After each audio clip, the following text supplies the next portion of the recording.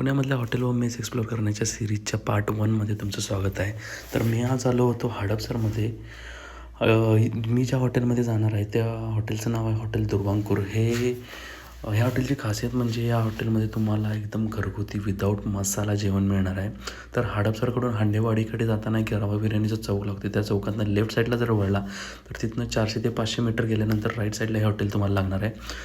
तर ह्या हॉटेलची खासियत म्हणजे जसं तुम्हाला सांगितलं, विदाऊट मसाला एकदम घरगुती जेवण तुम्हाला मिळणार आहे. यामध्ये एक पातळ भाजी, सुकी भाजी, भात, 3 चपात्या, पापड व रायता मिळतो आहे.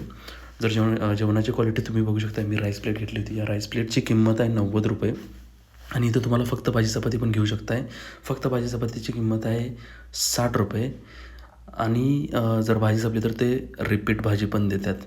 त्यामुळं एक नंबर क्वालिटी आहे. नक्की ट्राय करा आणि अशाच पार्ट 2साठी आपल्या चॅनलला नक्की सबस्क्राईब करा.